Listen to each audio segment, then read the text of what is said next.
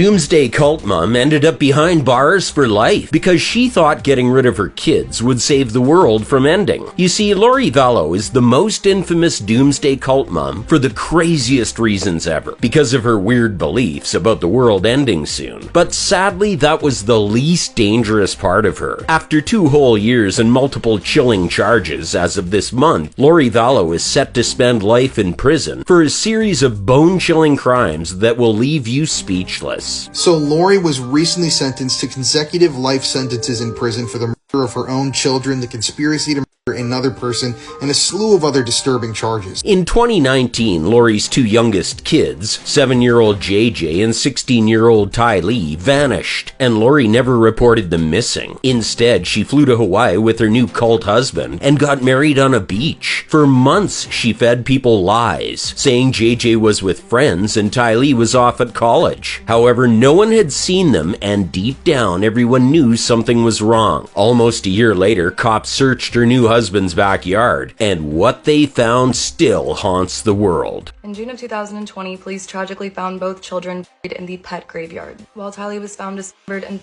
JJ was found wrapped in black plastic and duct tape. The whole story was so twisted, even seasoned investigators couldn't keep it together. A very emotional moment. Those are memories that, don't go away. People everywhere were asking the same question. How could a mother do this to her own children? Well, it turns out that the biggest influence on her was her new husband, Chad Daybell. Chad was a self-proclaimed prophet who wrote apocalypse books and claimed he could see dark spirits. He convinced Lori her kids weren't really her kids anymore, and that he and Lori were the second coming of Christ. We both went to heaven. We both had that experience. So what bonded us, it's a very lonely place to have that kind of knowledge and have no one to talk to about it.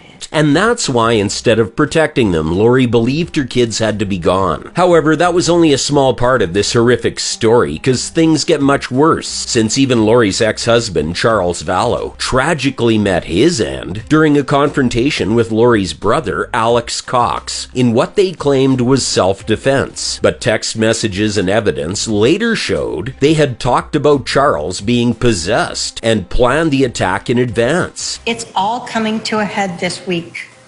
I will be like Nephi, I am told, and so will you. The Nephi Lori references here was a righteous man in Mormon scripture who was told by God to take out a bad guy to save his people. She made the crime seem like a holy mission, but let's be real, she was just hiding behind religion to get the insurance money. Even the prosecution hammered that theory home by playing audio of Lori Vallow Daybell attempting to call her husband's insurance company and finding out that she was no longer the beneficiary. And even her disposition in court worked against her, because according to the jury members, Lori didn't seem like she regretted her actions in the slightest. Many days she just was like smiling and laughing and didn't seem to take anything very seriously. But what do you think? Was this a case of blind faith gone wrong, or a cold, calculated plan hiding behind religion?